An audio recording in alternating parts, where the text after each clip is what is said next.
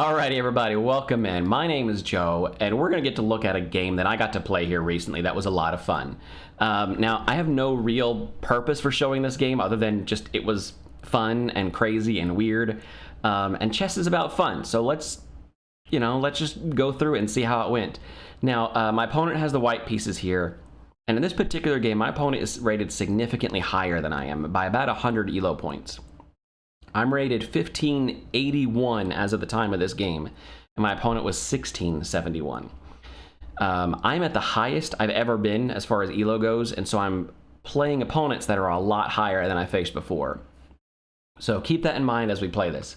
My opponent leads off with the queen's pawn. I've played this opening before, so I lead off with knight to f6, the idea being I'm going to push my pawns, get a nice pawn structure, and I'll be ready to face whatever they throw down. Normally, when I'm playing opponents that play the queen's pawn, usually they play c4 before they rotate their knight around. It's just openings that I've seen in my rating level. Now, my opponent being rated higher than me, I am not going to question their opening decisions. So I'm just going to try to play solid chess. So this is a little bit outside of what I normally play, but that's okay. I'm going to play solid chess. So I just continue with e6, the normal setup. I'm getting ready to push d5 and have that supported. Now my opponent shows why he played that knight is because now he's got e4. So he's got they have got the center very well controlled. I could play d5 at this point in time now. Challenge the center. My opponent has it covered, right? So they could capture, I could capture back, capture, capture. It's an even trade, all things being equal. I've traded a d-pawn for my opponent's e-pawn. My queen's out a little early, so I do want to. I would have to be careful about that. I'm sort of preventing white from developing their light square bishop soon, so that is something that having that queen there is kind of nice. But I know that I'm going to have to waste another tempo by retreating my queen at some point in time. So this is about even-ish. But that's not how the game went. When my opponent played... When I've played the Queen's Gambit lines, which I'm going to back up a little bit just to show what that looks like. So when I played the Queen's Gambit lines that go something like this, I have seen players play this move, right? Bishop to b3, or b4, excuse me. Bishop to b4 is known as a Nimzo-Indian attack, or Nimzo-Indian defense. So the idea is that you're immediately pinning this knight. Now, I don't play the Nimzo-Indian, I don't know the Nimzo-Indian, but in this particular game, I've played, I know what could happen when I play d5, right? We saw that. But I've not really played a lot of this aggressive type opening. So I decided, let's give it a shot, right? Expand our opening knowledge, let's see what's out there, and let's see why people play the Nimzo-Indian. So this is not the Nimzo-Indian because we're in a different pawn structure than what would normally be there, but I am immediately pinning this knight, and my opponent has lost control of this particular square. So that's part of the reason, right? We are controlling the center through the use of our pieces. Now my opponent develops this knight, right?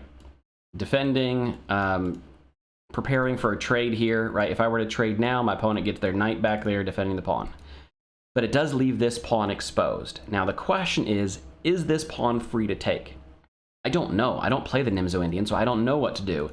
I don't know if there's poison in this pawn. I don't know if taking this pawn will end up hurting me in the long run. So I have to think about it for a while, and I spent some time thinking about it. You can see the clock. I spent...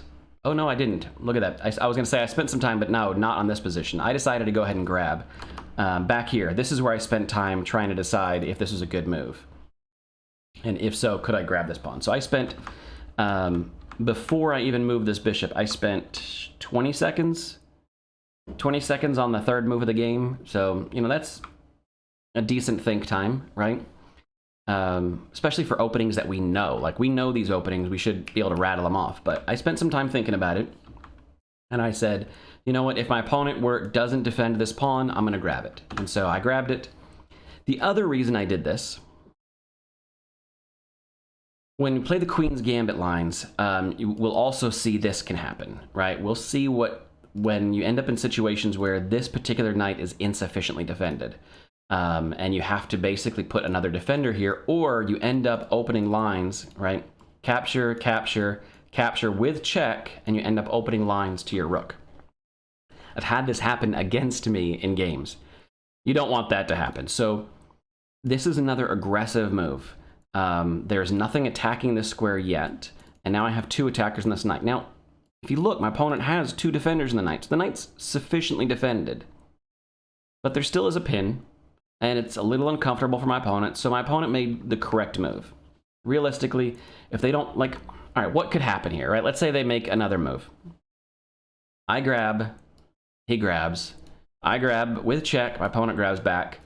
Everything's even, except for the fact that my opponent's pawn structure is messed up. There's you know, an open file in front of the king that maybe I can take advantage of, right? I castle, stick my queen and a rook, and I've got an open file in front of the king. We've messed up their queenside pawns. The only advantage my opponent gets out of it is they have an open file for their rook.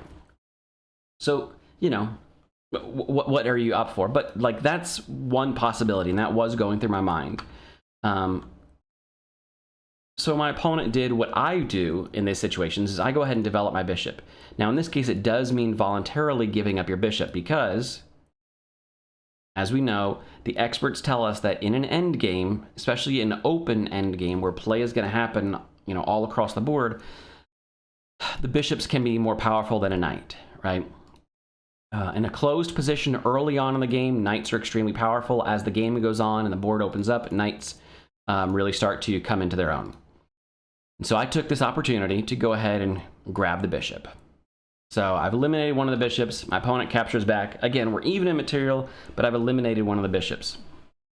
So at this point in time, I'm kind of happy, right? I've gotten a little bit out of the opening. I'm ready to castle. My opponent is getting ready to finish developing, right? This knight is in their way, so they'll have to probably push here to get this bishop out, castle, or they could castle long. Now, if you look at this position, my opponent could castle long, right? They have cleared the space, and it is entirely possible for them to castle long. So either they castle short, or they castle long. Now, I am obviously prepared to castle short, right? A regular side castle. I have a lot of moves to make in order to castle long side. So I spent some time thinking here, you know, what do I do if? You know, am I concerned one way or the other? And so that was kind of the thought process that's going through my head at this point in time. So the next question is, what's the next move for black?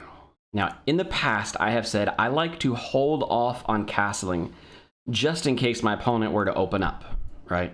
If they start a pawn storm early on the king side, I don't want to castle right into that.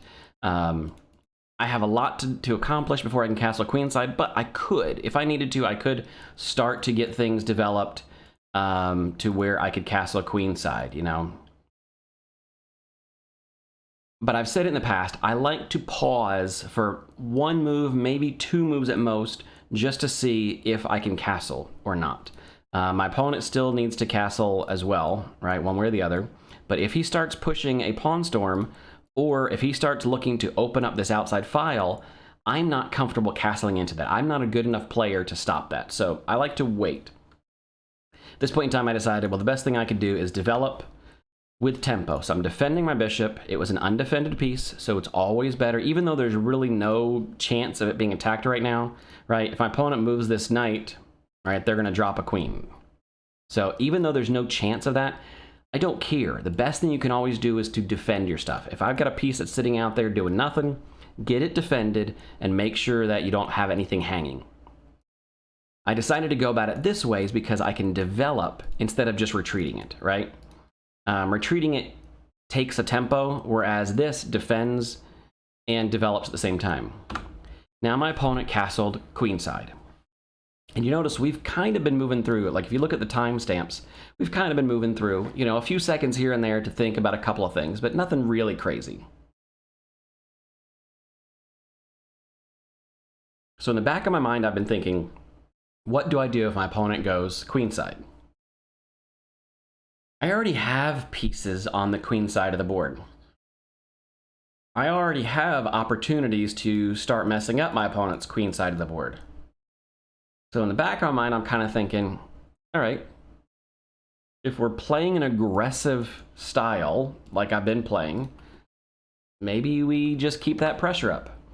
So all of my stuff that I've got developed is ready to go queenside. I can get more developed queenside. I don't know what I'm going to do with this bishop yet. That's the only thing, is that this light square bishop, I don't know what to do with. If I develop it this way, it's kind of aiming in the wrong direction. But at least maybe I can use it as a defensive piece. So you can see here is where I took another 20 seconds before I castled. So kind of thinking it through, letting my mind kind of play over the scenarios, kind of as I'm talking about with you. I decided to go for it. Castle kingside. Here's where the game gets ugly. Are you ready for this? So, one of my concerns is what happens if my opponent opens up a file directly in front of my king. What happens if we open up a file directly in front of the king? So if you start watching now, you'll see this was I moved this move very quickly. I was expecting it. It was one of the possibilities I expected, I should say. So I am sacrificing a bishop here. I am 100% just straight up sacrificing a bishop. I'm going to get one pawn back out of the deal. But I'm going to open up this outside file. If you watch the clock now, my thought time goes way up. I start really, really slowing down my game. So does my opponent. But in this case, I become the attacker and my opponent becomes the defender. And sometimes there are only one or two limited ways to defend, so their think time doesn't have to be as great. Plus, they're rated so much higher than me. They're better at this game than I am anyway. So, the sacrifice is made. I'm attacking their knight. I've opened up my outside rook. There's really only one move here that my opponent can make.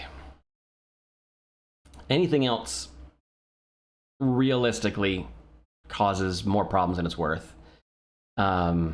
For starters, my opponent needs to move this knight. So you're thinking, all right, where should I move the knight that's going to do the most work? Let's get it into the game, maybe. I don't want to come here because that's already attacked. Maybe I can come here, right? Maybe put some pressure down along here, right? Maybe just rotate it out into the middle of the board. We can rotate it back over here and start using it as a platform to attack the king side. That's checkmate. There are no moves. Checkmate. Game over. So that's not going to work. So the opponent has to move the knight, and the only move that my opponent can make realistically is to defend. The knight can't get here to defend in time, so it can block. That's what my opponent does. My opponent finds this move and blocks. Now, this could technically work. I could still throw my rook down the board and just pin that knight and force my opponent to work around it. But I decided, you know what? The threat of this is enough. My opponent's already having to work around it, so I'm going to keep developing. I'm going to keep moving. Yeah, keep developing. So now we get the queen involved into the game. The queen gets developed somewhat, putting a defender on this pawn. This pawn isn't really that important, but I'm hoping maybe I can use it later on to start opening things up in front of my opponent's king. I've already started a pawn storm. This is a doubled pawn. So doubled pawn, maybe I can use this as a, as fodder, right? Just throw it against my opponent's wall, give back the pawn, and open up lines in front of my king. So we got it defended. We're ready to push it. My opponent develops.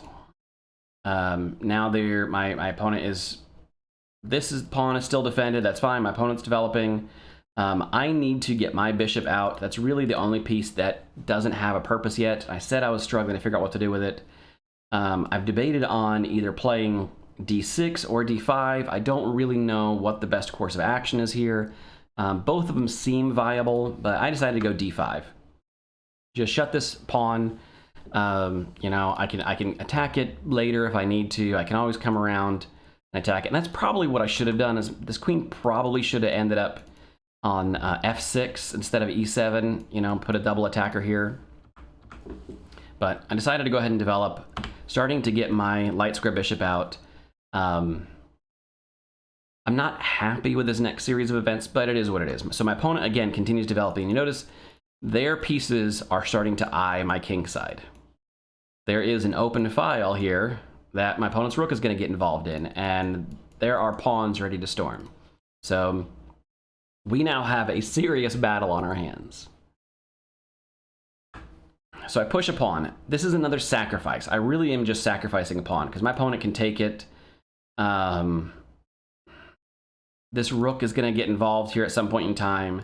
And if they take and I take back, then they've trapped my knight. If I move the queen out of the way, you know, it can get ugly really fast. My opponent chose to go ahead and develop the rook first, which is a fair move, right? 100% line up your rook with your opponent's queen, perfectly acceptable move. This pawn is undefended. In fact, this pawn went undefended back here when the bishop came into play. I need to get my bishop out, but there's really not a good spot. If I move it here, it's just going to encourage my opponent to start their pawn storm. And I'm going to have to move it, and then here, well, no, and I can't even, right? If I come here, push, if I retreat, the knight grabs. So I don't really have a way to get my bishop out all the way. And then this bishop move takes away this square. So my light square bishop is my bad piece. And I have not really found a good way to get it involved. So my opponent develops, puts pressure on my queen. I have to figure out something to do. I'm kind of hoping for this, right? This is a possibility. But to do that, I have to get my knight out of the way. The knight comes into the game, picks up a pawn. But it gives up a pawn in the process. And realistically, right, this pawn was undefended at this point in time, right? My opponent could have grabbed it here with an attack on the queen. But so we both traded away for a pawn. Note, my opponent is missing 2 pawns, and I am missing only 1. So I'm still technically up a pawn, but I'm down a piece. Let's not forget, I'm only got 2 pieces to my opponent's 3. I sacrificed to open up this outside file, forcing my opponent to block. Now there's a tactic. When you look at my time, I've spent a lot of time looking at this board, right? I spent a lot of time going through these moves, trying to find good, solid moves to keep this attack alive. There is a tactic here.